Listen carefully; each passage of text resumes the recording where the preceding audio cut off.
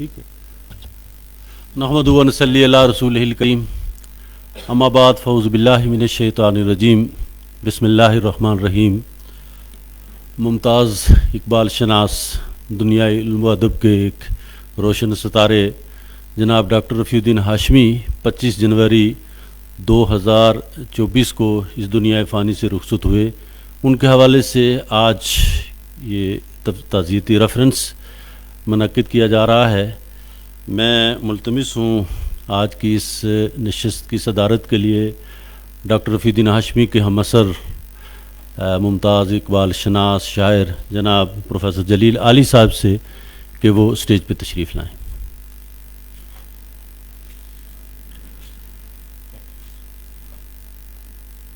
کراچی سے ہی ایک تشریف لانے والی ہماری بہت ہی مہربان میڈم ہیں ڈاکٹر نگار سجاد ظہیر، وہ بھی پہنچنے والی ہیں تو وہ بھی انشاءاللہ اس نشست پہ تشریف رکھیں گی.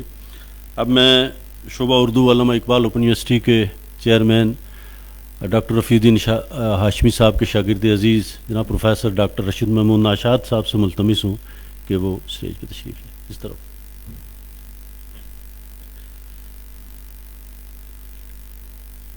دائرہ علم ادب پاکستان کے صدر جناب ممتاز شاعر احمد حاتب صدیقی صاحب سے گزارش ہے کہ وہ بھی پہلے سے ہی بیٹھے ہوئے ہیں.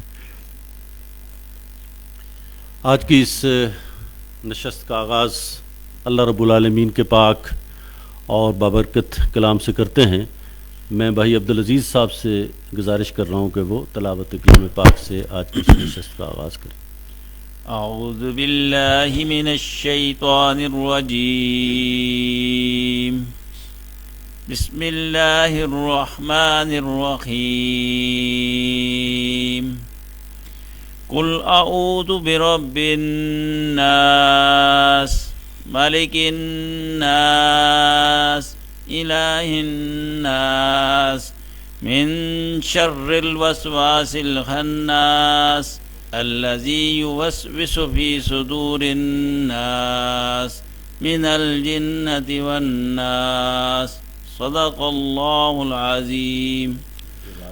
عربی کا مشہور مقولہ ہے کہ عالم کی موت عالم کی موت ہے، اور مرنے والا اگر آپ کا محسن، آپ کا مربی، آپ کا استاد بھی ہو تو میرا خیال ہے یہ دکھ اور یہ غم سوا ہو جاتا ہے.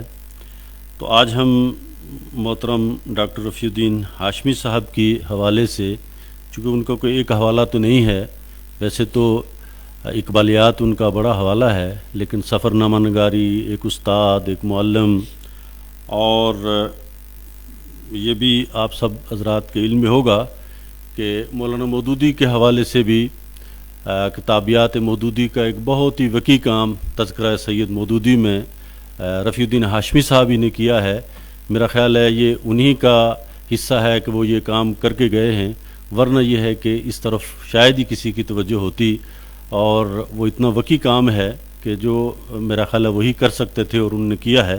اسی طرح سے 5-6 ذیلدار پارک مولانا مودودی کی عصری مجالس، اس کی مرتب کرنے میں بھی محترم ڈاکٹر رفیع الدین ہاشمی صاحب کا بڑا کردار ہے. سیرت سرور عالم کی جو 3ری جلد ہے اس کی ترتیب و تدوین بھی انہی کے حصے میں آئی ہے. تو اس لحاظ سے اقبال شناسی سے ہٹ کے بھی تو اگر ہم کہیں کہ سفر نامہ نگاری میں اور دیگر جو درسی کتب کی تدوین میں اور ترتیب میں بھی ڈاکٹر رفیع الدین ہاشمی نے ایک قابل ذکر جو ہے سرمایہ چھوڑا ہے. تو آج کی اس مجلس میں اگرچہ افراد کم ہیں، لیکن یہ سارے بڑے چنیدہ ہمارے احباب ہیں، دوست ہیں، اور جو کسی نہ کسی اعتبار سے یا تو براہ راست ڈاکٹر رفیع الدین ہاشمی صاحب کے شاگرد رہے ہیں. وہ ایک ایسی فیض رساں شخصیت تھے کہ جن کی فیض سے ڈائریکٹ کلاس میں بھی لوگوں نے استفادہ کیا، ان کی کتابوں سے بھی لوگوں نے استفادہ کیا، ان کے ہم اثر احباب یہاں موجود ہیں. تو انشاءاللہ اس نشست میں وہ سارے احباب اپنی یادوں کو تازہ کریں گے، ان کی خدمات کا یہاں اعتراف بھی کریں گے، تذکرہ بھی کریں گے. آج کل جو آن لائن ایک سلسلہ ہے تو اس میں یہ سہولت بھی ہے کہ لوگ گھر بیٹھے بھی یعنی کہتے ہیں کہ اس بارش میں کیا ہم جو ہے وہ تکلیف اٹھائیں اور یہاں آنے کی زحمت گوارہ کرنے کے بجائے، چونکہ جدید دور ہے اور اس میں لوگ آرام سے آن لائن بھی جو ہماری گفتگو، جتنے بھی یہاں اسکالر گفتگو کریں گے وہ ان سے استفادہ کریں گے. تو اس لحاظ سے مجھے یقین ہے کہ آج کی جو نشست ہے اس میں ہونے والی جو گفتگو ہے وہ اس سے بہت سارے لوگ جو وہ استفادہ کریں گے، یہاں موجود بھی جو لوگ ہیں اور جو آن لائن بھی اس سے استفادہ کریں گے. تو میں سب سے پہلے محترم احمد حاتب صدیقی صاحب سے ملتمس ہوں کہ وہ افتتاحی کلمات سے آپ حضرات کو مستفید فرمائیں. بسم اللہ الرحمن الرحیم. صاحب صدر اور محترم اور معزز اہل دانش حضرات، میں اکادمی ادبیات پاکستان کا اور آپ سب کا شکر گزار ہوں کہ ہماری اس دعوت پر اکادمی ادبیات پاکستان نے ہمیں یہ جگہ فراہم کی اور آپ حضرات یہاں تشریف لائے اور ایک نابغہ عصر، نابغہ روزگار کی یاد تازہ کرنے کے لیے یہاں جمع ہوئے. ڈاکٹر رفیع الدین ہاشمی مرحوم کے معتقدین اور متوسلین میں سے شاید ہی کوئی شخص ایسا ہو جو یہ نہ کہہ سکے کہ ڈاکٹر صاحب سب سے زیادہ محبت مجھ سے کرتے تھے. مجھے اپنا جو ایک آخری یادگار واقعہ اس وقت یاد آتا ہے. یہ ٹھیک تاریخ مجھے یاد ہے کہ یہ 11 دسمبر 2022 کا دن تھا. لاہور میں دائرہ علم و ادب پاکستان کی ایک تقریب تھی. صدارت مجیب الرحمن شامی صاحب کر رہے تھے اور اس میں ڈاکٹر رفیع الدین ہاشمی اور حافظ ادریس صاحب اور کئی احباب جو تھے اکابر وہاں موجود تھے. تو تقریب کے بعد جب خورونوش کا مرحلہ آتا ہے تو اس وقت ڈاکٹر صاحب نے مجھ سے، میں چونکہ اسلام آباد سے گیا تھا لاہور، تو ڈاکٹر صاحب نے مجھ سے فرمایا کہ میرے گھر چلیں اور وہاں میرے ساتھ کھانا کھائیں. اچھا، مجھے اندازہ تھا کہ ڈاکٹر صاحب کے تکلفات میں خاصی تاخیر ہوگی اور ظہر کا وقت قریب تھا، تو میں نے انتہائی لجاجت کے ساتھ ان سے معذرت کی اور عرض کیا کہ بس میں نماز ظہر کے بعد روانہ ہو جاؤں گا. تو ڈاکٹر صاحب اس تقریب سے چلے گئے گھر. لیکن جب میں ظہر کی نماز میں پہنچا تو میں نے دیکھا کہ ڈاکٹر صاحب وہاں موجود ہیں. نماز کے بعد پھر انہوں نے بڑی محبت سے میرا ہاتھ پکڑا اور باہر لے کر کے آئے اور اپنی گاڑی میں بٹھایا، اور گاڑی میں ایک تھیلا بھر کتابیں انہوں نے رکھی ہوئی تھیں اور ان سب پر پہلے سے میرا نام انہوں نے لکھا ہوا تھا. اب وہ ساری کتابیں جو ہیں وہ میرے لیے ایک بہت بڑا خزینہ ہیں اور میرے کتب خانے کا بہت بڑا سرمایہ ہیں. میں نہ اس بات کا اہل ہوں، نہ یہ میرا منصب ہے کہ میں ڈاکٹر صاحب کے علمی اور تحقیقی کام پر اور ان کے مقام پر کوئی گفتگو کر سکوں. لیکن اتنا میں جانتا ہوں اور سمجھتا ہوں کہ ڈاکٹر صاحب نے تنہا جو کام کیا ہے وہ بہت بڑے بڑے ادارے کیا کرتے ہیں، اور شاید اداروں نے بھی ایسا کام نہ کیا ہو. اقبالیات پر انہوں نے جو کچھ جمع کر دیا ہے وہ بہت بڑا سرمایہ ہے، اور اقبالیات میں وہ اس حد تک گم ہو چکے تھے کہ ہم احباب اکثر یہ گفتگو کرتے ہیں کہ ڈاکٹر رفیع الدین ہاشمی میں اقبال کا مرد مومن نظر آتا تھا ہمیں. وہی نرم دم گفتگو، گرم دم جستجو، رزم ہو یا بزم ہو، پاک دل و پاک باز، بلکہ اس بند کے اور بھی کئی اشعار ان پر چسپاں ہوتے ہیں کہ اس کی امیدیں قلیل، اس کے مقاصد جلیل، اس کی ادا دل فریب، اس کی ادا دل فریب، اس کی نگاہ. تو ڈاکٹر صاحب کے سلسلے میں ہمارے اکابر ابھی اس پہ مزید گفتگو کریں گے، تو میں آپ حضرات کی آمد کا شکریہ ادا کرنا چاہتا تھا. آپ کا بہت بہت شکریہ. یہ ہمارے احسن بھائی کی طرف سے ہے کہ جو بھی گفتگو کریں، شاید کیمرے کی ضرورت یہ ہے کہ وہ جس کرسی پہ عاطف صدیقی صاحب تشریف فرما ہیں وہاں سے ہو کے گفتگو ہو تو وہ ذرا کیمرے کی آنکھ میں محفوظ رہے گی. تو اب میں ڈاکٹر صاحب کے ایک بہت ہی عزیز شاگرد مظہر دانش صاحب سے ملتمس ہوں کہ وہ اختصار کے ساتھ اپنی یادوں کو شیئر کریں.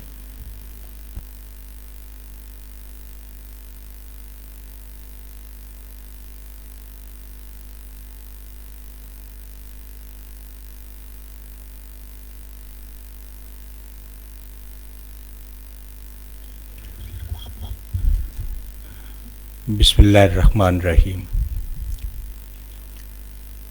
رخصت ہوا تو آنکھ ملا کر نہیں گیا، رخصت ہوا تو آنکھ ملا کر نہیں گیا، وہ کیوں گیا ہے یہ بھی بتا کر نہیں گیا. ڈاکٹر صاحب کے حوالے سے مطلب سمجھ میں نہیں آتا کہ آدمی کہاں سے شروع کرے. یہاں بہت سے ان کی شخصیت کے پہلو ہیں جو باقی ان سے محبت کرنے والے بیان کریں گے. میں کوئی ایک آدھ واقعہ جاپان کے حوالے سے اور جاپان میں جو اقبالیات ہے اس کے حوالے سے ضرور عرض کرنا چاہوں گا. جس زمانے میں دائتو بونکا یونیورسٹی میں پہنچا، یہ 2002 کا زمانہ ہے، تو اس وقت پروفیسر ہیروجی کازوکا صاحب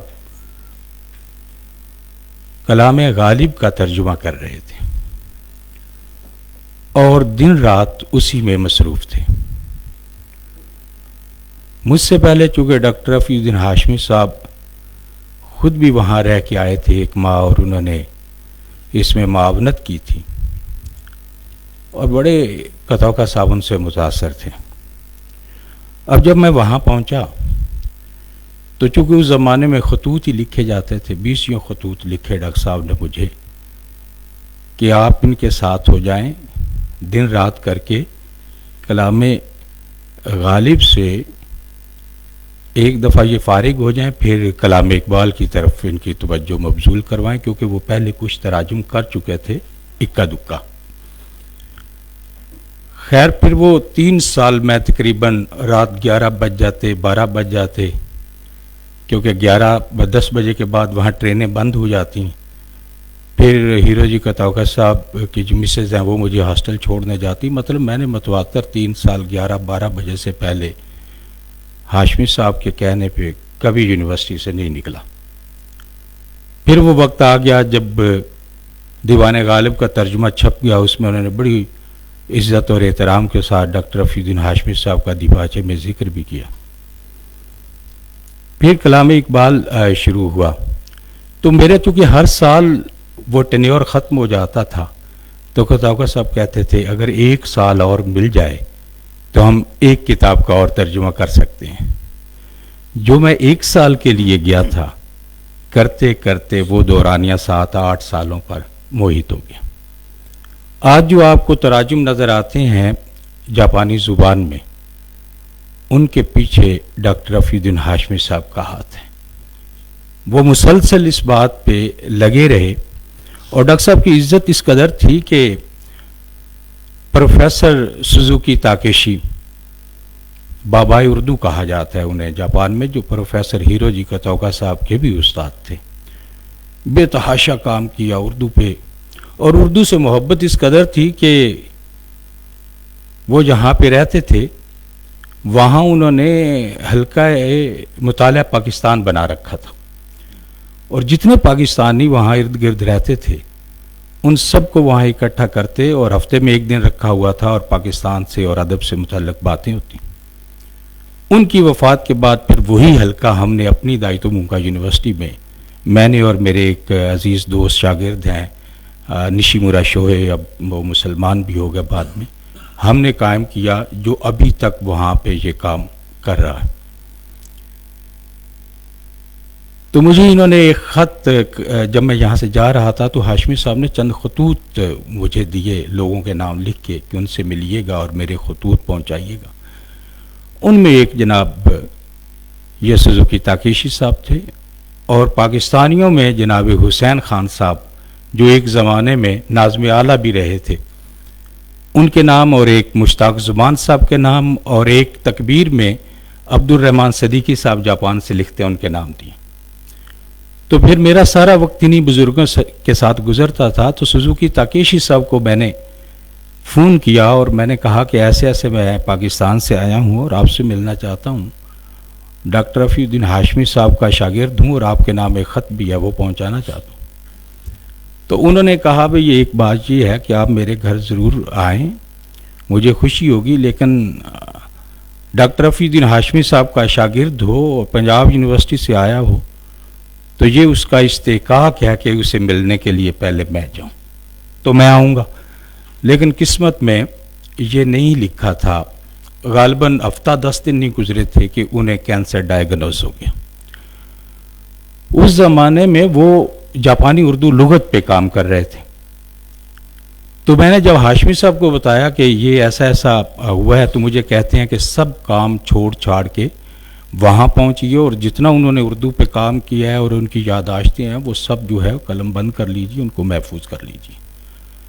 تو میں نے سوزوکی تاکیشی صاحب کو فون کیا تو مجھے کہنے لگے کہ میرے پاس زندگی کے صرف 2 سال بچے ہیں بقول ڈاکٹرز. ڈاکٹروں نے کہا ہے میکسیمم 2 سال تک، اس سے زیادہ میں سروائیو نہیں کر سکتا. اب بتائیں، میرا دل بھی چاہتا ہے آپ مجھ سے ملیں، لیکن وقت اتنا نہیں ہے کہ میں یہ لغت مکمل کرنا چاہتا ہوں. اور میں نے منع کر رکھا ہے کہ پورے خاندان میں، رشتہ داروں میں، اساتذہ میں کوئی مجھے فون کرے تو مجھے فون نہ دیا جائے، میرے پاس اتنا وقت نہیں ہے. اور اس کے بعد اگر کتوکا صاحب بھی بات کرنا چاہتے تھے تو میرے تھرو اس لیے کرواتے تھے کہ انہوں نے اپنی بیگم سے کہہ رکھا تھا اگر دانش کا فون آ جائے تو وہ ضرور بات کروا دیا کریں. اور مجھے یہ تاکید کر رکھی تھی کہ آپ اپنی گھڑی سے دیکھ کے مجھے فون کریں گے، جیسے ہی 1 منٹ گزرے آپ نے خود فون بند کر دینا ہے، میں نہ کہوں کہ فون بند کیجیے، صرف میرا حال احوال پوچھیں، ہفتے میں 10 دن میں 1 مرتبہ. اس کے بعد تو سوزوکی صاحب نے دن رات اس قدر کام کیا کہ وہ اپنی زندگی میں اس کام کو مکمل کر کے اس دنیا سے رخصت ہوئے. تو یہ سارے لوگ جو تھے یہ ہاشمی صاحب سے ایسی بے پناہ محبت کرتے تھے. میں اکثر کہا کرتا تھا کہ اگر ہاشمی صاحب یہاں پیری مریدی کا کام شروع کریں جاپان میں تو سب سے پہلے ان کے ہاتھ پہ کتوکا صاحب بیعت کریں گے. یعنی آخری بات کر کے میں رخصت چاہوں گا، اس کی وجہ یہ ہے اور ان کے بڑے عزیز شاگرد اور بات کرنے کے لیے ان کا بڑا وقت گزرا کہ مجھے ایک دفعہ کتوکا صاحب نے کلام اقبال کا ترجمہ ہو رہا تھا تو ایسے ہی کہتے ہیں کہ یہ جو مرد مومن اور مرد حق کا تصور اقبال نے پیش کیا ہے، کیا آپ نے اس کے قریب بہترین کسی شخصیت کو پایا؟ تو میں نے کہا سر دست تو میرے ذہن میں ایسی کوئی شخصیت نہیں ہے. پھر مجھے جیسے وہ اپنے انداز میں بولتے تھے سوچئے سوچئے دانش صاحب کوئی تو ہے. میں نے کہا جی اب مجھے معلوم نہیں، آپ ہی مجھے بتا دیجئے. پھر اٹھے اور وہ اوچا جو جاپنیز ٹی یا اوچا اس کو کہتے ہیں وہ بنانے لگے میرے لیے اور کہتے ہیں ایک دفعہ سوچیں. تو میں نے کہا جی نہیں سمجھ میں آ رہی بات. کہنے لگے کہ وہ ڈاکٹر رفیع الدین ہاشمی ہیں. آپ اندازہ کیجئے کہ جو جاپنیز کو، جاپانی لوگوں کو جانتے ہیں انہیں یہ اچھی طرح علم ہے کہ وہ اس طرح برملا اپنے دلی جذبات کا اظہار نہیں کرتے. انہیں بہت بھی محبت ہو تو وہ یہ نہیں کہتے کہ مجھے آپ سے محبت ہے. وہ ان میں سب سے بڑا مسئلہ یہ ہے. تو خیر کہتے ہیں میں بہت سارے علماء ادب سے ملا، لوگوں سے ملا، لیکن جیسے میں نے ہاشمی صاحب کو پایا میں نے کسی دوسرے کو نہیں ایسے پایا۔ یہ سوال میرے ذہن میں اٹک گیا۔ کوئی 1-2 سال کے بعد میں چھٹیوں میں لاہور آیا تو وہاں میرے ایک دوست ہیں، میرے class fellow doctor Qasim Mahmood Ahmed, ان کے ساتھ میں انارکلی میں مٹر گشت کر رہا تھا تو میرے ذہن میں یہ سوال آیا۔ تو میں نے کہا قاسم یار تم نے کسی ایسے آدمی کو دیکھا ہے کہ جو اقبال کے مرد مومن پہ پورا اگر نہ بھی اترتا ہو تو اس کے قریب ترین ہو؟ اس نے ایک لمحہ بھی نہیں سوچا اور کہا میں ایک آدمی کو جانتا ہوں اور وہ ہیں ڈاکٹر رفیع الدین ہاشمی صاحب۔ اب دیکھیے کہ 2002 میں ہم وہاں سے اورینٹل کالج سے فارغ ہوئے، تب سے لے کر ہاشمی صاحب کی وفات تک قاسم ان کے ساتھ رہا، دن رات ساتھ رہا، کام کیا، اس کے الفاظ، اور یہ بہت بڑی گواہی ہوتی ہے۔ میری دعا یہ ہے کہ اللہ نے ہمیں جو سانسیں عطا کی ہیں، ہمیں جو زندگی بخشی ہے، کم از کم اتنا کر سکیں کہ ان کے لیے صدقہ جاریہ بننے، اور انہوں نے جو ہمارے لیے کیا، اور وہ یہ صرف میرے ساتھ نہیں کیا، جیسا کہ احمد حاتم صدیقی بھائی نے کہا کہ ہر جاننے والا یہ کہے گا کہ ان کی محبت مجھ سے زیادہ تھی، تو میں بھی یہ کہوں گا کہ ان کی محبت مجھ سے زیادہ تھی۔ اللہ ان کو غریق رحمت کرے اور ان کو جنت الفردوس میں اعلیٰ مقام عطا فرمائے۔ وما علینا الا ماشاءاللہ یہ تھے مظہر دانش صاحب جو اپنی خوبصورت یادیں ہم سے شیئر کر رہے تھے۔ چونکہ وقت مختصر ہے ورنہ ہر ایک کے پاس یادوں کی ایک پوری زنبیل ہے، اور اس کے لیے تو یہ کہتے ہیں حقائق لذیذ بہت ہی طویل ہو سکتی ہے۔ تو میں دوستوں سے ظاہر ہے گزارش یہی ہے کہ اختصار کے ساتھ ہی اپنا یادوں کو شیئر کریں۔ اب ہماری خوش قسمتی ہے کہ ہمارے درمیان اس وقت شعبہ اسلامی تاریخ کراچی یونیورسٹی کی سابق چیئرپرسن اور محقق محترمہ ڈاکٹر نگار سجاد ظہیر صاحبہ تشریف لائی ہیں۔ میں ان کا شکر گزار ہوں میڈم کہ آپ یہاں تشریف لائے ہیں، اور انشاءاللہ ان کے خیالات سے بھی ہم مستفید ہوں گے۔ اب میں محترم ڈاکٹر رفیع الدین ہاشمی صاحب کے برخوردار ہمارے عزیز عمیر احمد ہاشمی بھی ہماری اس مجلس میں موجود ہیں، میں ان کا بھی شکر گزار ہوں کہ وہ یہاں تشریف لائے ہیں۔ اب میں بلا تاخیر ڈاکٹر رفیع الدین ہاشمی صاحب کے ایک بہت ہی میں یہ کہوں گا کہ جید شاگرد اور بہت ساری کتابوں کے مصنف، چیئرمین شعبہ اردو علامہ اقبال اوپن یونیورسٹی جناب ڈاکٹر ارشد مامون ناشاد سے ملتمس ہوں کہ وہ اپنے خیالات کا اظہار کریں۔ جناب ارشد مامون ناشاد ادھر سے کریں، چل جائے گا بس، ٹھیک ہے۔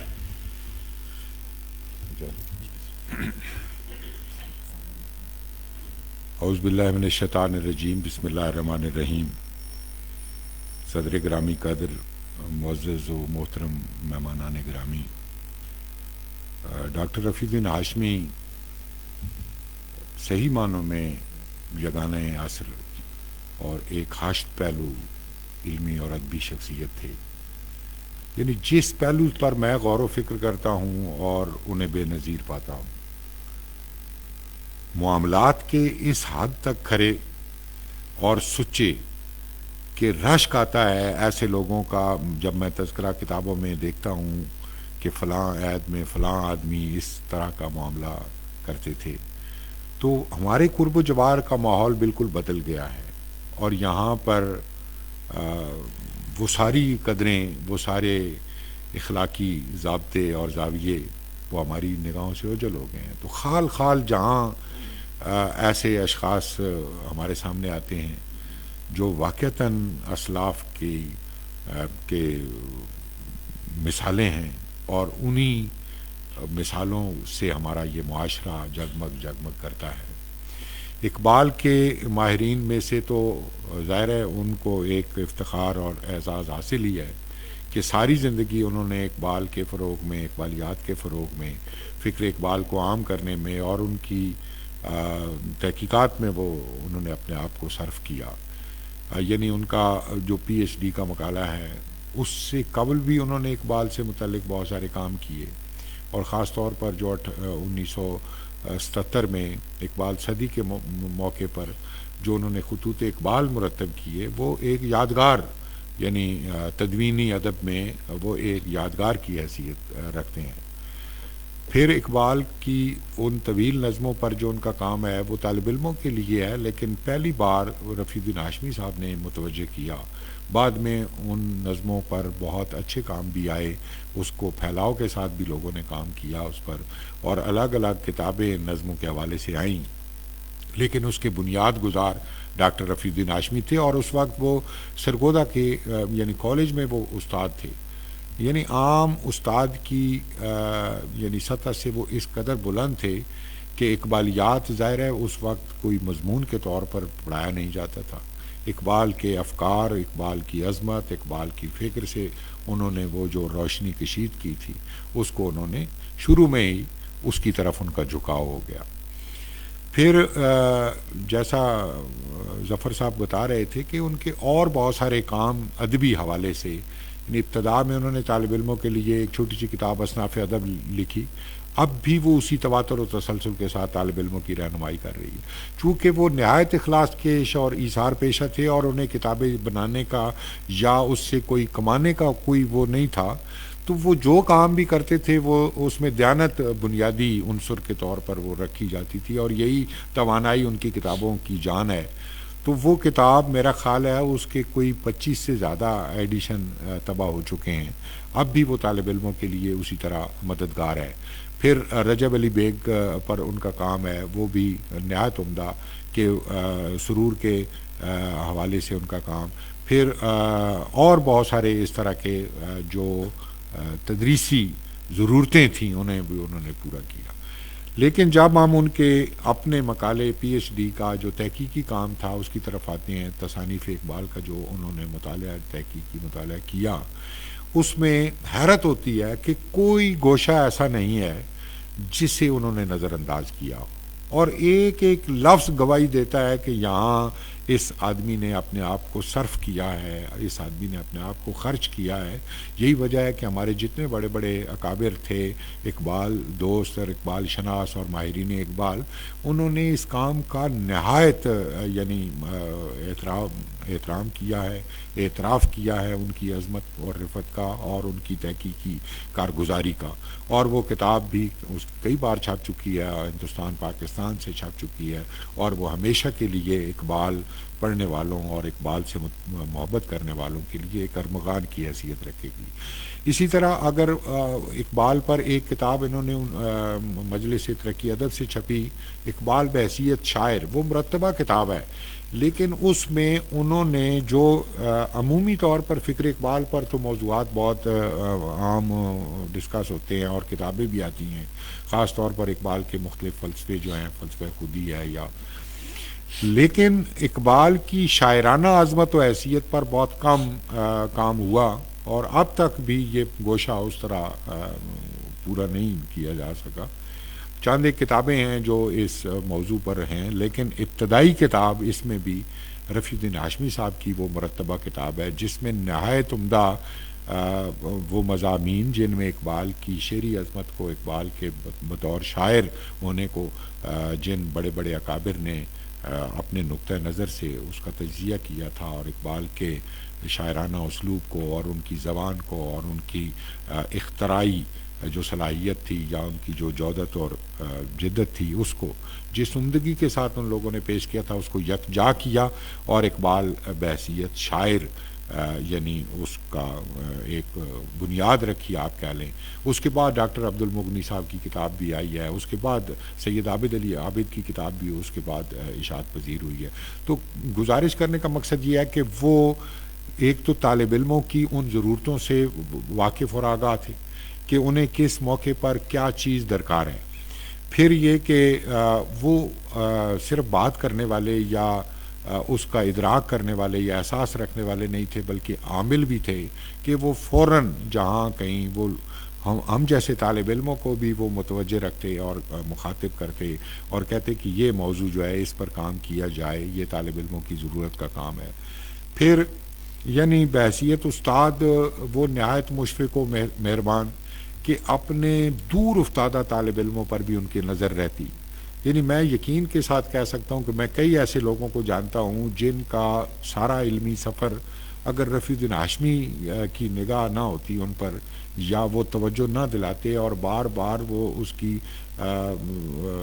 کو لکھنے پڑھنے کی طرف مائل نہ کرتے، تو یقیناً ان کا کام ادھورا رہ جاتا اور وہ اپنے تحصیل نہ کر پاتے، کسی بھی امتحان میں مکمل نہ ہو پاتا، کئی ڈگریاں ان کی رہ جاتی. لیکن وہ بار بار یعنی پوسٹ کارڈ لکھتے اور ہر ہفتے 15 دنوں کے بعد اپنے طالب علموں کو وہ کارڈ لکھ کر کہتے کہ کام کا کتنے فیصد آپ نے مکمل کر لیا ہے. یعنی کسی کی کوئی چیز چھپتی، میں خود ان کی نگرانی میں نے پی ایچ ڈی کی ہے، اور ابتدا میں وہ مجھے کہتے تھے کہ یہ میرا موضوع نہیں ہے، میں غزل سے اور غزل کے معاملات سے واقف نہیں ہوں اور شعر سے میرا اس طرح علاقہ نہیں ہے. تو میں نے گزارش کی کہ آپ بس سرپرستی کریں، باقی کام میں خود کروں گا. لیکن اس کے باوجود وہ مجھے ہر ہفتے 15 دنوں میں ایک کارڈ لازمی لکھتے اور اس میں یہ لکھتے کہ آپ امید ہے غافل نہیں ہوں گے اپنے کام سے، آپ متوجہ رہیں گے اور کام کریں گے، اور جیسے ہی ایک باب مکمل ہو جاتا ہے آپ اس کی کمپوزنگ کرا کے مجھے بھیجیں. تو یعنی تحریک. اور پھر میں اس پر بھی شرمندہ ہوتا ہوں کہ وہ بار بار یعنی جہاں کوئی کتابوں کا میلہ ہوتا تو وہ کتابوں کے میلے میں تشریف لے جاتے اور ہندوستانی مطبوعات کو خاص طور پر، چونکہ وہ ہمارے ہاں کم ملتی ہیں، تو ان کے سارے جتنی کتابیں بھی لگی ہوتی تھیں ان کے نام پڑھتے اور مجھے فون کر کے بتاتے کہ یہ کتابیں اس وقت میرے سامنے ہیں، اگر آپ کو کوئی کتاب درکار ہے تو وہ آپ کہیں، میں بھجوا دیتا ہوں. اور جب میں کسی کتاب کا کہتا تو ہندوستان اس دوران میں ان کا جانا ہوا تو وہاں سے ساحل احمد کی ایک کتاب اقبال کی غزل پر تھی، وہ میرے لیے لائے، اور ہر طالب علم کے لیے انہوں نے ایک لفافہ الگ بنا کر رکھا ہوا تھا، جو اس کی ضرورت کی کوئی چیز آتی وہ اس لفافے میں رکھ دیتے اور جب بھی ملاقات ہوتی اس طالب علم کے ساتھ تو وہ اس کو دیتے. تو یعنی میں یہ کہتا ہوں کہ اس زمانے میں ایک ایسا خوبصورت آدمی جس کی اتنی معاشرے میں عزت اور احترام اور مقام ہو اور جس کے پاس فرصت نہیں ہے، وہ اپنے دور افتادہ طالب علموں پر، یعنی آپ یہ اندازہ لگائیں کہ اگر میرے پاس کوئی طالب علم بیٹھا ہے تو میں اس کا تعارف کراتا ہوں ہاشمی صاحب سے، اور ہاشمی صاحب اس سے کوئی بات کرتے ہیں تو کچھ دنوں کے بعد اس طالب علم کا مجھے فون آتا ہے یا وہ ملتا ہے تو کہتا ہے کہ ہاشمی صاحب کی یہ کتاب میری طرف آئی ہے. یعنی اس حد تک کہ میرے شاگردوں کو بھی آگے وہ کتاب وہ فراہم کرتے، اور کتابیں یعنی اس سلیقے کے ساتھ جو میری کتابیں چھپتی اس کی کئی کاپیاں وہ منگوا لیتے اور اپنے دوستوں میں جو دلی ہندوستان جانے والے لوگ تھے، قافلے تھے، ان کے ہاتھ وہ وہاں پہنچا دیتے. اور یعنی میں تو بیان نہیں کر سکتا کہ ان کے کیا کیا احسانات ہیں ہم پر. یقینی طور پر وہ نہایت بلند قامت انسان تھے اور صحیح معنوں میں وہ اسلاف کی نشانی تھے. اللہ کریم نے انہیں جتنا بڑا ظرف دیا تھا اور جتنی استعداد ان کو ودیت کی تھی، کوئی لمحہ ان کی زندگی کا میں نہیں سمجھتا کہ وہ خالی گزرا ہو اور انہوں نے اپنے آپ کو خرچ نہ کیا ہو، وہ صرف نہ کیا ہو. وہ چھوٹے چھوٹے یعنی جو لمحات ہیں ان میں بھی وہ کوئی نہ کوئی کام ایسا وہ کرتے رہتے تھے، اور ہر وقت ان کے پاس ایک نہایت منتظم اور منظم وہ انسان تھے کہ ہر چیز ان کے پاس موجود ہوتی تھی، اور کبھی اگر انہوں نے کسی کام کا وعدہ کر لیا، اگر کسی کام کا انہوں نے کہہ دیا، وہ اسی وقت پر ہوگا اور بر وقت ہوگا. اور یہ میں نے بارہا یعنی ایسے دیکھا کہ کئی ان کے معاصر اور ان کے ساتھیوں سے اس طرح کا میرا واسطہ پڑتا ہے تو وہ وعدہ کر لیتے ہیں اور پھر کئی بار یاد دہانی کے باوجود بھی وہ بر وقت تکمیل نہیں ہو پاتی کسی بھی ضمن میں. لیکن ہاشمی صاحب کو دوبارہ کہنے کی ضرورت نہیں پڑتی تھی اور وہ نہایت وقت پر اور نہایت عمدگی کے ساتھ اس کا وہ کرتے تھے. ان کی طبیعت میں شگفتگی کا رنگ بھی پوری طرح وہ تھا اور وہ بالکل سنجیدہ نہیں تھے اس طرح سے کہ ہر وقت سنجیدگی اوڑھ کر رکھیں، لیکن طالب علموں کو انگیخت کرنے میں، ان کو کتابیں فراہم کرنے میں، ان کی صلاحیتوں کو بیدار کرنے میں، ان کی پل پل لمحہ لمحہ ان کی خبر گیری کرنے میں، یعنی میں نے ان جیسا کوئی اور استاد نہیں دیکھا. اللہ کریم ان کے درجات بلند کرے. میرے پاس میں سارا دن گفتگو کر سکتا ہوں ان کے حوالے سے. اللہ کریم ان کے درجات بلند کرے، ان کی منزلیں آسان کرے. وہ یقیناً ایک پاکیزہ روح تھے، ایک یقیناً وہ انہوں نے ایسی زندگی گزاری ہے جس پر افتخار کیا جا سکتا ہے. اللہ کریم ان کے وابستگان کو، ان کے شاگردوں کو، ان کے طالب علموں کو، ان کی اولاد کو ان کے ان برکات سے ہمیشہ ہمیشہ مستفید کرتا رہے. آپ کی سماعتوں کا بہت شکریہ. جزاک اللہ ڈاکٹر ارشد محمود ناشاد صاحب. ان کے ڈاکٹر ہاشمی صاحب کے علمی افادات پہ گفتگو بڑی سیر اصل گفتگو ان نے کی ہے، اور یقیناً یہ ان کا تجربہ ہے. اور ہاشمی صاحب مجھے ذاتی طور پہ معلوم ہے کہ جب بھی اسلام آباد کی طرف تشریف لاتے تھے تو اکثر جو ہے وہ ڈاکٹر ناشاد صاحب کے گھر ٹھہرتے تھے، اور ناشاد صاحب کے گھر سے ہی ہوگی تو کبھی مجھے بھی فون کرتے تھے کہ آپ کبھی ادھر اگر اسلام آباد آئے ہوں تو میں چونکہ ناشاد کے گھر ٹھہرا ہوا ہوں، اور شاید اپنی وفات سے 1 ماہ پہلے، ٹھیک 1 ماہ پہلے اگر مجھے یاد ہے کہ وہ اسلام آباد تشریف لائے، اور اس دن بھی وہ ڈاکٹر ارشد محمود ناشاد صاحب کے گھر انہوں نے قیام کیا. مجھے بھی انہوں نے اس دن فون کیا. تو ان کی جو یادیں ہیں اور ان کی باتیں ہیں، جیسے ناشاد صاحب نے فرمایا ہے کہ وہ اگر گھنٹوں جو ہے وہ بات یعنی ہم کرتے رہیں تو میرا خیال ہے وہ سلسلہ جو ہے وہ دراز ہوتا جائے گا. لیکن چونکہ ہماری یہ مجلس جو ہے وہ اس کا تقاضا یہ ہے کہ ہم اختصار سے اپنی یعنی اس کارروائی کو آگے بڑھائیں. تو ہماری اس مجلس میں جیسے میں نے پہلے آپ سے گزارش کی تھی کہ ڈاکٹر صاحب کے فرزند ارجمند عمیر احمد ہمارے عزیز تشریف لائے ہیں، میں ان سے بھی گزارش کروں گا کہ وہ چند کلمات اگر کہیں تو وہیں سے ہو کے کر لیں. میرا حال یا چلے گا میرا حال.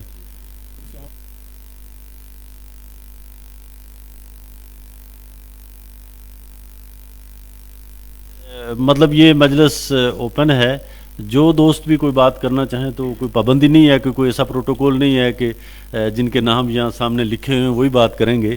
باقی کسی دوست نے بھی بات کرنی ہے، یعنی مہمان خصوصی ہماری میڈم اور پروفیسر جلیل علی صاحب سے پہلے اگر کسی اور دوست نے بھی بات کرنی ہے تو میرا خیال ہے یہ ہاؤس اوپن ہے، بات کر سکتے ہیں. جی عبید اللہ کہر صاحب افسانہ نگار ہیں، ڈاکٹر رفیع الدین ہاشمی صاحب سے ان کا بھی بڑا ایک قریبی تعلق رہا ہے، تو وہ بات کر لیں.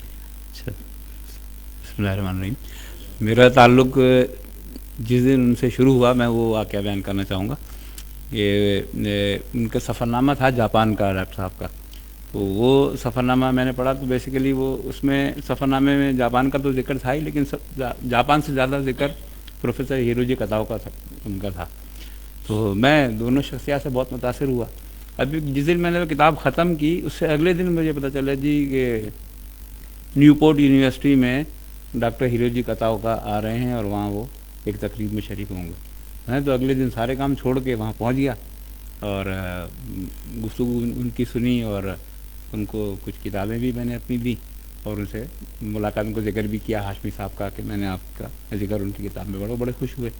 اچھا، کچھ دن بعد میں آیا لاہور اور منصورہ میں آ کے اور میں نے انٹر کام سے فون کیا ہاشمی صاحب کے گھر کہ لیجیے میرا نام، میں نے کہا میرا نام عبید اللہ کہر ہے اور میں آپ سے جو ہے نا وہ آپ سے ملنا چاہتا ہوں. اور آپ کا میرا تعارف دوسرا یہ ہے کہ میری ابھی چند دن پہلے پروفیسر ہیروجی کتاؤ سے ملاقات ہوئی ہے. تو کہنے لگے کہ آپ کہاں پر ہیں؟ میں وہیں آ رہا ہوں. تو وہیں یعنی وہ مجھے انہیں وہاں نہیں بلایا، جس جگہ میں تھا وہاں آئے اور پھر ان سے تعلق کی ابتدا ہوئی. میں خیال اس بات کو 12 سال ہو گئے ہیں.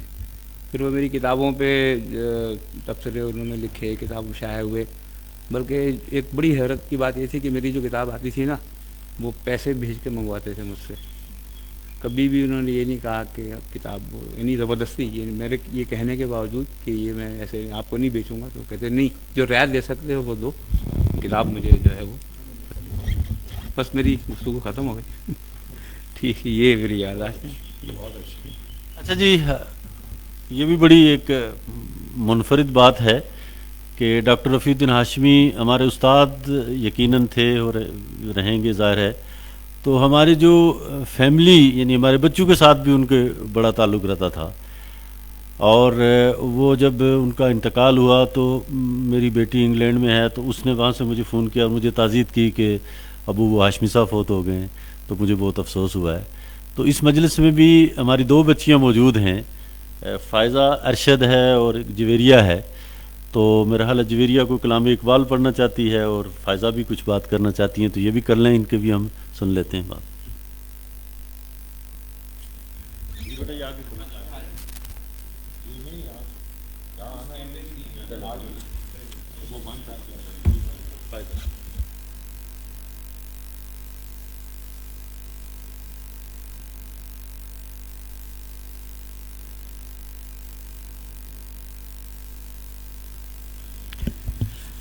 میرا نام فائزہ ارشد ہے, اور جب سے میں نے ہوش سنبھالا ہے تو بابا کو یہی کہتے سنا ہے کہ لاہور سے استاد آ رہے ہیں.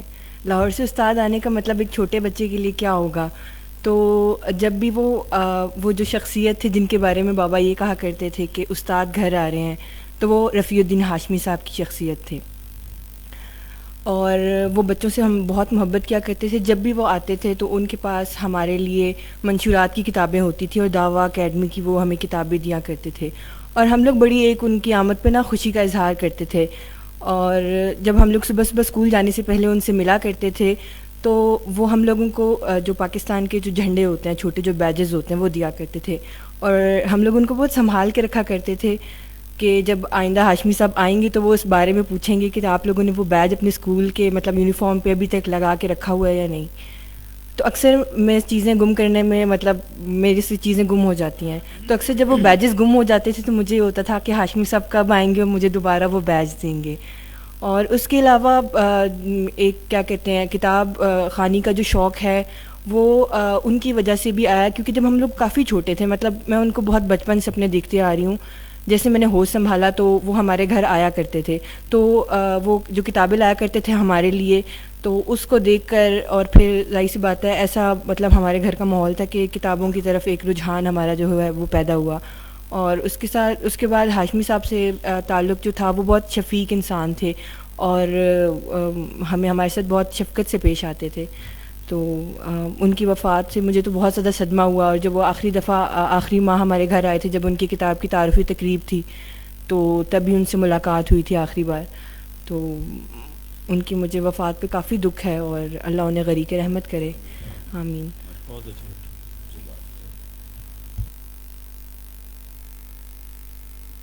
کو کلام اقبال سنا دیں جی.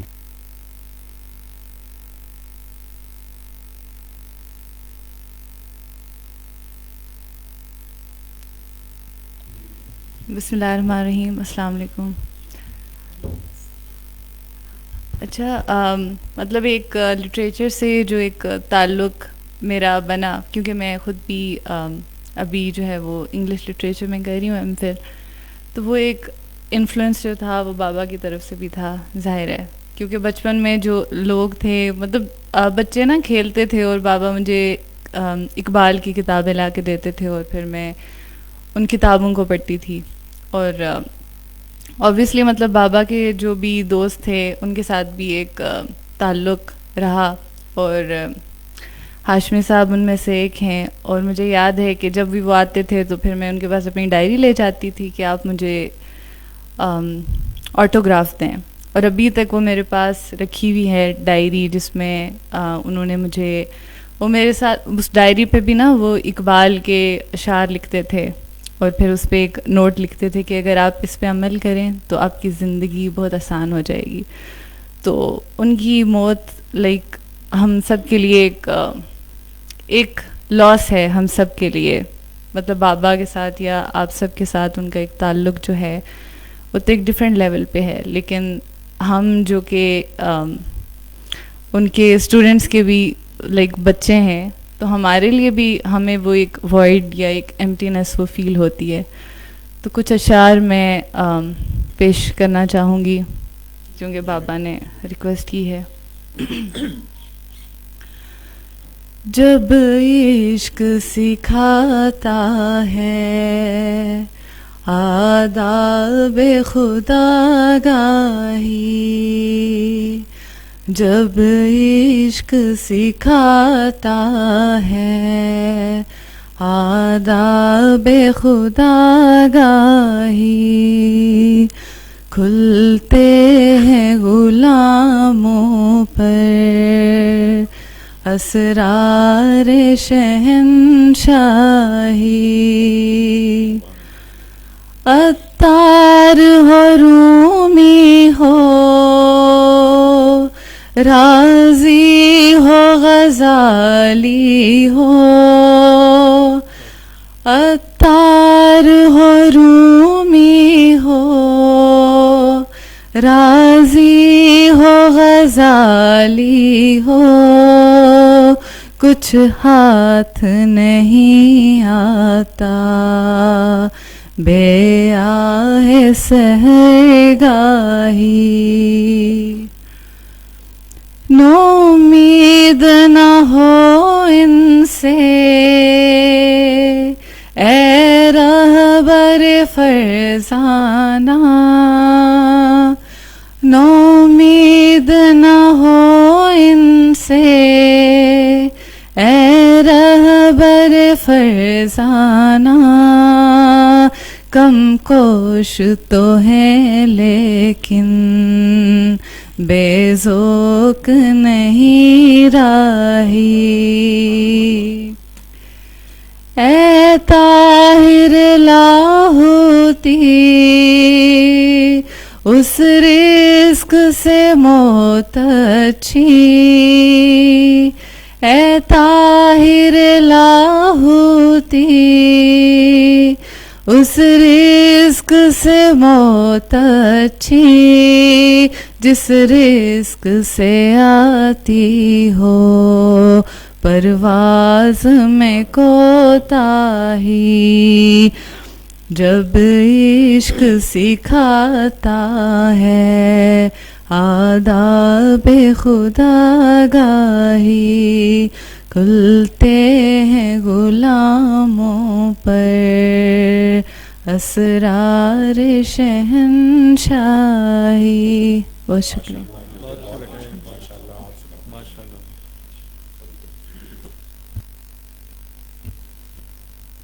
ماشاءاللہ جی۔ اب میں کسی اور دوست نے اگر بات کرنی ہو، یا ہمارے درمیان تو کافی فیاض خان صاحب ہیں، ہمارے بہت ہی مہربان دوست ہیں، امریکہ سے تشریف لائے ہیں، تو کسی اور دوست نے بات کرنی ہو، نہیں تو پھر ہم اپنی اس کارروائی کو آگے بڑھاتے ہیں۔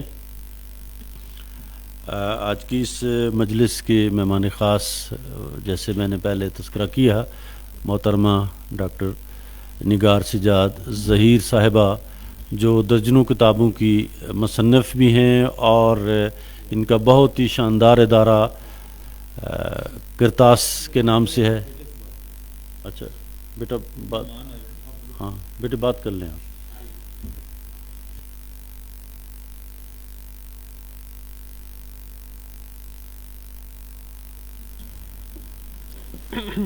السلام علیکم۔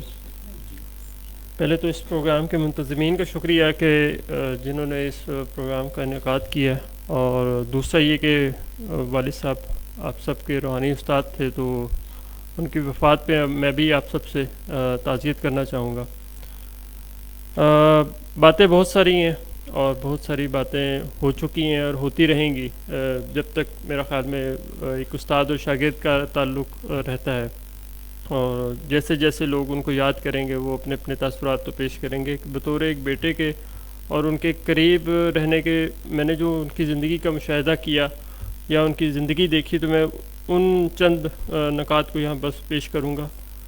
ان میں جو سب سے اہم چیز تھی کہ وہ وقت کو بڑی ترجیح دیتے تھے، اور وقت کی بڑی اہمیت کا جو ہے نا ان کو احساس تھا، اور اس کا اندازہ ان کو شاگردوں کو بھی ہے۔ دوسری چیز جو انہوں نے دیکھی، جو میں نے دیکھی ہے، وہ ہے اپنے ہمعصر اہل علم حضرات اور شاگردوں سے ان کا ایک تعلق تھا، اور وہ تعلق کسی غرض سے نہیں تھا۔ ہاں، صرف ایک غرض ہوتی تھی ان کی، اور وہ تھی ان کی کہ وہ اپنے شاگردوں سے یہ ایک مطالبہ کرتے تھے کہ اپنی صلاحیتوں کو اور وقت کو علمی و تحقیقی کام میں لگائیں۔ اور دوسرا جو پہلو تھا ان کی زندگی کا وہ تھا کہ آخری وقت تک کسی نہ کسی کام میں وہ مصروف رہے ہیں، اور ایسی مجلس میں خاص طور پر بڑے اہتمام کے ساتھ جانا کہ جو علم کی مجلس ہے، یا کسی اہل علم کی رخصت ہو گئے ہیں وہ اس دنیا سے، تو ان کے جنازے میں شرکت کرنی باوجود اس کے کہ کیسا بھی موسم ہو. مجھے یاد ہے کہ آخری انہوں نے جو جنازہ پڑھا ہے وہ اسلم کمال صاحب کا جنازہ پڑھا ہے، اور وہ جنوری کے پہلے یا غالباً دوسرے ہفتے میں وہ انتقال ہوا، تو میں ان کو لے کے گیا، لیکن وہاں سردی تھی بڑی، لیکن وہ ان کا ایک مزاج تھا کہ وہ کسی بھی اس طرح کی شخصیت جو ان سے قریب رہی کسی بھی حوالے سے، وہ اس کی جو ہے نا حوصلہ افزائی کے لیے، یا وہ دنیا سے چلے گئے ہیں تو ان کے جنازے میں جانا. اور تیسرا جو پہلو تھا وہ تھا اپنے حالات اور زندگی کے معاملات میں جب بھی کوئی مشکل مرحلہ آیا تو اس کو انہوں نے صبر و ہمت سے فیس کیا، اور بجائے یہ کہ کسی کے ساتھ ذکر کرے، بلکہ بہت سارے شاگرد ان کے یہاں موجود ہیں اور اس چیز کا انہوں نے مشاہدہ کیا ہوگا کہ وہ کسی سے ذکر نہیں کرتے تھے، بلکہ اب ہم ان کی ڈائریاں پڑھ رہے ہیں تو اس میں وہ ساری تفصیل لکھی ہوئی، اپنے جذبات و احساسات کو بیان کرنے کے بجائے اس کو کاغذ کے اوپر منتقل کرتے تھے. اور چوتھا اور میرے خیال میں آخری ایک اہم پوائنٹ میں کروں گا وہ یہ تھا کہ ریٹائرمنٹ کے بعد انہوں نے جتنا کام کیا ہے وہ شاید میرا نہیں خیال کہ وہ اپنے تدریسی دور کے اندر اتنا کر سکے ہوں. جو ریٹائرمنٹ کے بعد انہوں نے اس کا کیا، اور وہ مجھے اس لیے بھی زیادہ نمایاں لگتا ہے کہ ہمارے ہاں ایک جنرل پرسپیکٹو یہ ہے کہ بھئی ریٹائرمنٹ کے بعد بس اللہ حافظ، لکھنے پڑھنے کا کام نہیں ہم نے کرنا، اور ہم نے جو زندگی گزارنی تھی یا جو ہم نے کام کرنا تھا وہ ہو گیا. لیکن والد صاحب کا میں نے یہ بڑا ایک حیرت انگیز پہلو ہے زندگی کا، وہ ریٹائرمنٹ کے بعد بھی انہوں نے جو ان کو 30-32 سال اللہ نے موقع دیا اس میں وہ کام کرتے رہے، بلکہ ابھی بھی وہ کام کو کرتے، مطلب اس کی پوچھ گچھ کرتے رہتے تھے کہ فلاں کام ہو گیا، فلاں چیز ہو گئی، فلاں سے پوچھو، اور فلاں یہ کام کر رہا ہے یا نہیں کر رہا. جب ہاسپٹل میں ایڈمٹ تھے تب بھی ان کی ایک کتاب بزم اقبال والوں نے پرنٹ کرنی تھی، تو اس کے بارے میں وہ بار بار مجھ سے کہتے ہیں کہ فراقی صاحب سے پوچھیں کہ اس کا کیا بنا اور کیا اس کا اسٹیٹس ہے.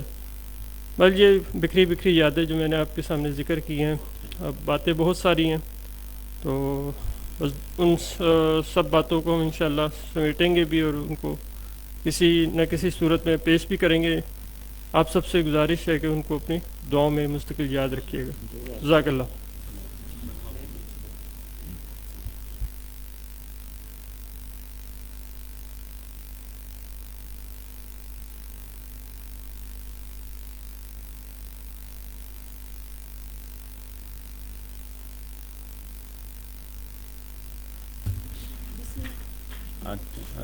ٹھیک ہے، چونکہ میڈم کا کوئی 2-3 دفعہ میں تعارف کرواتے ہو تو ادھورا رہ گیا، تو اب تو ماشاءاللہ وہ گفتگو کے لیے آپ کے سامنے ہے، تو میڈم ہی سے گزارش ہے کہ وہ آپ سے مخاطب ہوں.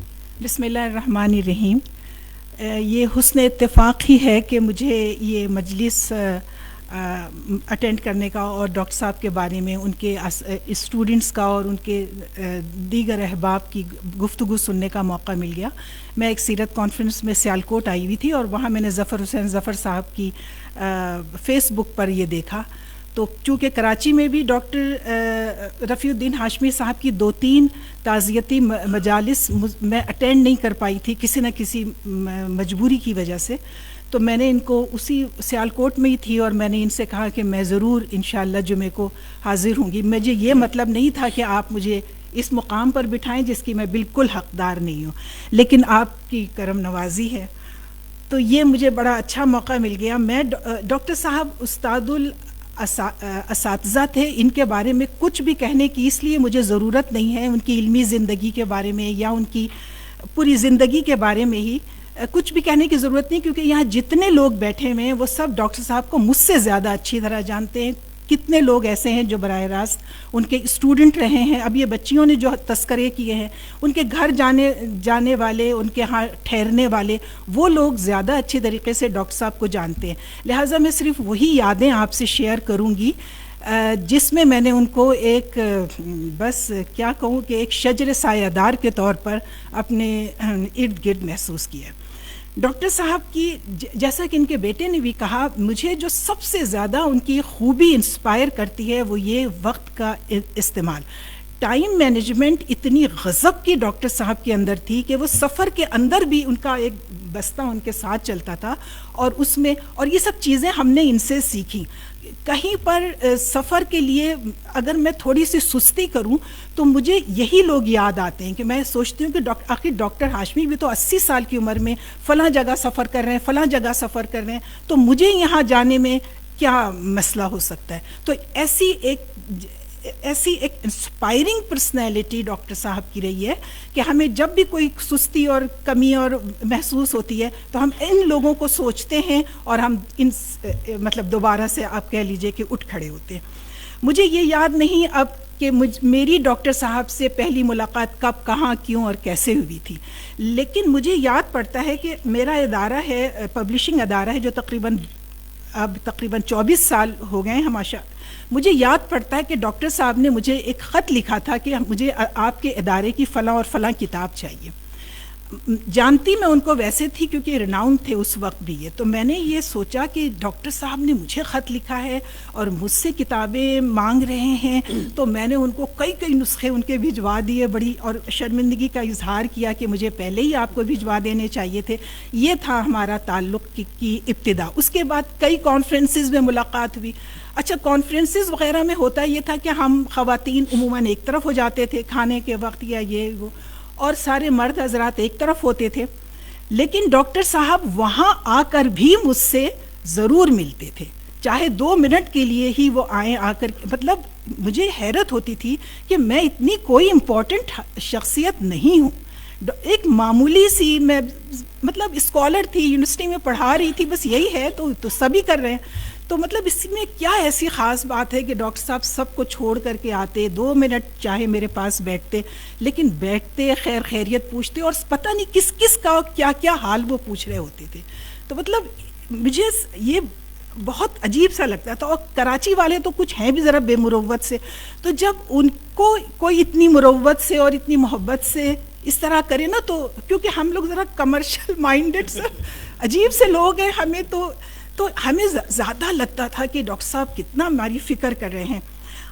میں نے ان کو اس کے بعد وہ دن میں نے کان پکڑا کہ ڈاکٹر صاحب کو ہر کتاب اپنے ادارے کی بھیجتی تھی.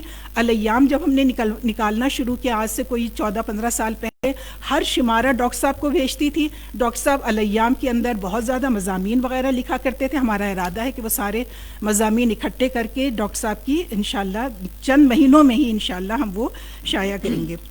اور یہ ذرا جب یہ واٹس ایپ وغیرہ آیا تو ڈاکٹر صاحب سے زیادہ اچھا رابطہ ہو گیا. خط لکھنے میں وہ کبھی بھی سست نہیں تھے, ہم نکمے, لیکن وہ خط لکھا کرتے تھے, چاہے مختلف, میرے پاس ان کے خطوط کا بھی ایک جمع ہے. تو وہ جب واٹس ایپ آ گیا تھا تو میں نے ڈاکٹر صاحب سے کہا, ڈاکٹر صاحب واٹس ایپ کر دیا کریں, آپ خط لکھتے ہیں, کسی کو دیتے ہوں گے, وہ جا کے ڈاک خانے میں ڈالتا ہوگا, پھر وہ ہمیں ملتا ہے 5 دن کے بعد, پھر اس کے بعد ہم اس کو جواب دیتے ہوں گے, پھر یہ سارا ایک لمبا پروسیس ہے, آپ بس جلدی سے واٹس ایپ کر دیا کریں. اب ڈاکٹر صاحب کو شاید اس پہ کمپوز کرنے میں, انگلیاں چلانے میں انہیں مشکل ہوتی ہوگی, تو وہ اتنے اچھے اور اتنے شفیق انسان تھے کہ وہ پہلے خط لکھتے تھے, پھر اس کی تصویر کھینچتے تھے اور پھر واٹس ایپ سے بھیج دیتے تھے. تو یہ مگر انہوں نے کتنا مان رکھا کہ بھائی اس نے یہ کہا ہے کہ واٹس ایپ پہ رابطہ رکھیں, تو اس طرح انہوں نے میرے ساتھ. ابھی میں اپنا پوری وہ ان کی تو اب ہسٹری آ جاتی ہے, واٹس ایپ تو بہت ہی ایک جادوئی چیز ہے, اس میں ان کی پوری ہسٹری میں دیکھ رہی تھی. ہم نے ڈاکٹر صاحب کی زیادہ نہ, ڈاکٹر صاحب نے ہم سے تقاضا کیا کہ میری فلاں اور فلاں کتابیں چھاپو, لیکن پھر بھی ہم نے ان کی 2 کتابیں شائع کی تھیں. ایک تو خطوط کا تھا ڈاکٹر حمید اللہ کی, اور دوسرے ابھی ان کے کلیات فروغ احمد, وہ بھی ہم نے شائع کر کے دی تھی. اور جیسا کہ نوشاد صاحب بتا رہے ہیں کہ یہ کام اتنی دیر میں ہونا چاہیے, ہوا کہ نہیں ہوا, میرے پورا آپ ان کی وال دیکھ لیں رفیع الدین ہاشمی صاحب کی واٹس ایپ کے اوپر. ہاں بھئی تم نے کہا تھا کہ 1 ہفتے کے بعد بائنڈر کے پاس سے کتاب آ جائے گی, آج 1 ہفتے ہو گیا ہے, کتاب آئی کہ نہیں آئی. اور پھر تم نے اس کو بلٹی کرایا کہ نہیں کرایا. مطلب بالکل وہ ہمیں ہوش میں رکھتے تھے, ہمیں مدہوش نہیں ہونے دیتے تھے اور نہ سست پڑنے دیتے تھے. یہ ان کی بڑی بڑی خوبصورت یادیں ہیں. بہت حوصلہ افزائی کرتے تھے. میری تعریف کبھی میرے منہ پہ نہیں کی, وہ بھائی کر دیتے آپ میرے منہ پہ میری تعریف نہیں, لیکن دوسروں سے بہت وہ کہتے تھے. ڈاکٹر معین الدین عقیل کے پاس میں ایک دفعہ بیٹھی ہوئی تھی, کہنے لگے ڈاکٹر صاحب آئے تھے, تم نہیں تھی, میں عمرے وغیرہ پہ کہیں گئی ہوئی تھی تو میں آ نہیں سکی تھی. کہ نہیں, تمہاری بہت تعریف کر رہے تھے اور کہہ رہے تھے کہ نگار کا حوصلہ ہے کہ وہ الیام ابھی تک جاری رکھے ہوئے, حالانکہ بڑے بڑے پرچے جو ہیں وہ بند ہو گئے ہیں. ایک دفعہ اور میں گئی تو کہنے لگے کہ میں اسلام آباد گیا تھا, رفیع الدین ہاشمی صاحب سے ملاقات ہوئی تھی, وہ تمہاری بڑی تعریف کر رہے تھے اور کہہ رہے تھے کہ یہ ایسی خاتون ہے جو یہ بھی کر رہی ہے, یہ بھی کر رہی ہے, یہ بھی کر رہی ہے, اور دیکھو تو صحیح اپنا پریس بھی چلا رہی ہے. تو جب مجھے یہ ساری باتیں آ کے بتاتے تھے, میں کہتی تھی ہاشمی صاحب کو اتنے ہزار لوگوں کو یاد رکھتے ہیں تو مجھے بھی کیسے وہ یاد رکھ لیتے ہیں. تو یہ ان کی ایک ایسی خوبی تھی جس کی ناشاد صاحب نے بھی تذکرہ کیا, ان کے بیٹے نے بھی تذکرہ کیا. وہ کسی کو نہیں بھولتے تھے, چاہے کوئی کہیں پڑا ہوا ہو. اور مجھے ان کی طرف سے آخری جو 2 منٹ اور لوں گی, مجھے ان کی طرف سے جو آخری تحفہ ملا, کوئی ایسی چیز نہیں ہوتی تھی جس کا میں تذکرہ کروں میرے پاس نہ آ جائے, کوئی کتاب, کچھ بھی. تو میں نے ایک دفعہ تو انہوں نے کہا کہ بیٹا میری ایک چیز آئی ہے مگر میں تمہیں سرپرائز دینا چاہتا ہوں, تو بتاؤں گا نہیں کہ وہ کیا ہے. میں نے کہا اچھا جی. پھر اس کے بعد انہوں نے کہا تحسین فراقی کراچی آ رہے, وہ چیز تم مجھ سے لے لینا. میں نے کہا اچھا جی, پتہ نہیں کیا چیز بھیج رہے ہیں. تو اس کے بعد ایک ایسا تحفہ مجھے ملا جو میں ان ناتواں ہاتھوں سے ایک ہاتھ میں تو اٹھا ہی نہیں سکتی. اب آپ سمجھ گئے ہوں گے کہ وہ کتابیات اقبال تھی. ڈاکٹر تحسین فراقی کسی کانفرنس میں آئے ہوئے تھے, ان کے ہاتھ بھیجی, اور ہر روز تحسین فراقی کو فون کریں, نگار آئی تھیں, وہ کتاب لے گئی کہ نہیں لے گئی, پھر وہ مجھے فون کریں, او بھائی آپ جلدی سے آ کے کتاب لے جائے, ڈاکٹر صاحب مجھے فون کر رہے ہیں. اور میں نے سعود سے کہا ہوا تھا, ان سعود کی ڈیوٹی لگائی ہوئی تھی. ان کی مصروفیت اتنی تھی کہ یہ تیسرے دن گئے کتاب لینے کے لیے, اور تینوں دن انہوں نے مجھے بھی میسج کیا, اور تینوں دن انہوں نے تحسین فراقی صاحب کو بھی. تو یہ اتنا کنسرن, مطلب مجھے نہیں سمجھ میں آتا. میرے پاس جو ان کا آخری میسج آیا تھا وہ 6 جنوری کا تھا, اور 6 جنوری کا جو میسج تھا, دیکھیے وہ بھی ایک پبلک سروس کا میسج تھا. یہ جو زیارت کے ڈپٹی کمشنر تھے, انہوں نے جو لائبریری قائم کرنی چاہیے تھی, اس کے لیے جو انہوں نے, تو میں نے ڈاکٹر صاحب کو بتایا, وائس میسج کیا کہ ڈاکٹر صاحب میں زیارت گئی تھی اور میں نے اس لائبریری کو وزٹ کیا ہے, اور یہاں پر اتنی کم کتابیں ہیں کہ اس سے 10 گنا کتابیں تو ہم لوگوں کی پرسنل لائبریریز میں ہیں, تو بہت تھوڑی سی چھوٹی سی لائبریری ہے, آپ بے فکر رہیں, میں قرطاس کی کتابیں ان کو بھجوا دوں گی. تو اس پر بھی انہوں نے مجھے شکریہ کہا کہ بہت اچھا. اب دیکھیے یہ بات ہو رہی ہے ان کے انتقال سے 19 دن پہلے کی. مطلب جس وقت انسان کو اپنی بیماری کی فکر ہونی چاہیے, جس وقت اس کو کمزوری, ناتوانی, انہوں نے کبھی بھی اپنی صحت کو اپنا مسئلہ نہیں بنایا. حالانکہ مجھے معلوم ہوا ہے, کسی کہیں تذکرہ ہوا تھا کہ ڈاکٹر صاحب کو ٹی بی ہوئی تھی, اور وہ بہت لمبے عرصے, اور ویسے بھی ہم ان کو دیکھتے تھے ایک نحیف و نزار سے انسان تھے, تو انہوں نے مگر کبھی بھی اس صحت کو اپنے لیے مسئلہ نہیں بنایا. ہر ایک کا خیال رکھتے تھے, ہر ایک کے بارے میں فکر مند رہتے تھے. کم سے کم مجھے تو ایسا ہی لگتا ہے. سحر انصاری کے ایک شعر پر اپنی بات ختم کروں گی. کچھ روز یہاں پر جینا ہے, کچھ روز یہاں پر جینا ہے, کچھ روز یہاں پر مرنا ہے, کیا دنیا کے معمورے میں ہر کام مجھی کو کرنا ہے. اور ڈاکٹر صاحب کو دیکھے تو لگتا تھا ہر کام انہی کو کرنا ہے, ہر کام انہی کو کرنا ہے. بس وہ تھے, تو مجھے ایسا لگتا تھا کہ میرے ارد گرد ایک روشنی ہے, میری کوئی فکر کرنے والا ہے, کوئی خیال رکھنے والا ہے, خاص طور سے میرے والد کے بعد, اور کوئی میرے لیے بڑے اچھے کلمات کہنے والا ہے. اب وہ کمی رہے گی زندگی بھر, لیکن ہم اس طرح سے ان کو, ڈاکٹر صاحب کو یاد کرتے رہیں اگر, اور ان کی جو مشورے انہوں نے مجھے دیے مختلف فیلڈز کے اندر, اگر میں سمجھتی ہوں کہ ان کو میں انکارپوریٹ کر لوں تو قیامت والے دن کم سے کم ملاقات ہوگی, تو وہ یہ تو نہیں کہیں گے کہ بٹیا میں آ گیا تھا تو تم مجھے بھول گئی. ادھر ہی بیٹھو.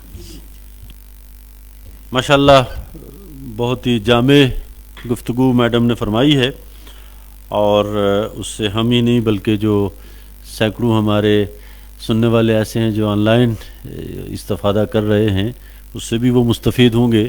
تو بالکل میڈم نے بجا فرمایا ہے میرے لیے بھی ڈاکٹر صاحب کا جو آخری میسج تھا وہ 13 جنوری کو آیا، اور وہ بھی ایک کتاب سے متعلق تھا، ایک مسودہ تھا، اس پہ میں ان کے ساتھ ایک شریک مرتب تھا بلکہ ہوں، تو میں نے ان کو بھیجا کہ آپ اس پہ لکھیں گے جو عرض مرتب کے طور پہ. تو آئی پی ایس سے ایک مسودہ ان کو گیا، اور انہوں نے 13 جنوری کو مجھے واٹس اپ کیا کہ مسودہ مل گیا ہے اور آپ کب لاہور تشریف لا رہے ہیں. تو ظاہری بات ہے کہ دوسرے یا تیسرے دن وہ ہاسپٹل چلے گئے. یعنی کہنے سے مراد یہ بالکل ہے کہ یعنی آخری وقت تک بھی کتاب ہی سے ان کا تعلق رہا ہے، اور یہی ان کا اوڑھنا بچھونا رہا ہے. اور سردیوں میں یہاں باتیں تو بہت ساری ہیں، جب بھی میں 2-4 دفعہ سردیوں میں گیا تو میں نے دیکھا کہ یعنی ریٹائرمنٹ کے بعد ہاشمی صاحب اپنے مکان کے باہر ایک درخت کے نیچے دھوپ میں کرسی اور میز لگی ہوئی ہے، اور ہاشمی صاحب بیٹھے جیسے کوئی میٹرک کے امتحان کی تیاری کر رہا ہے، اس طرح سے بیٹھے ہیں. اور میں ان سے پوچھتا تھا عمیر سے یہ باقیوں کے کہ ڈاکٹر صاحب کا معمول کیا ہے، تو وہ کہتے جس ٹھیک ہے وہ صبح بیٹھ جاتے تھے پھر نمازوں کے اوقات میں یا اور کسی ضرورت، ورنہ یہ ہے کہ وہ 15 گھنٹے 10 گھنٹے 12 گھنٹے 16 گھنٹے یعنی اس پیرانہ سالی میں بھی وہ کام کرتے تھے. اور ہمیں شرم آتی تھی، اور مجھے تو جب بھی میں انہیں فون کرتا تھا تو کہتے آپ کے وہ پی ایچ ڈی کے مقالے کا کیا ہوا. یعنی وہ ہمیشہ جیسے دوستوں نے یہ بتایا ہے. تو بہرحال ان کی یہ یادیں باتیں ہمیں انشاءاللہ ہمارے لیے ایک مشعل راہ ہیں اور ہمارے لیے رہنمائی کا باعث ہیں. تو آج کی اس مجلس کے جو صدر تقریب ہیں، صدر مجلس ہیں، اور ہاشمی صاحب یہ خود مجھے بتا رہے تھے کہ ہاشمی صاحب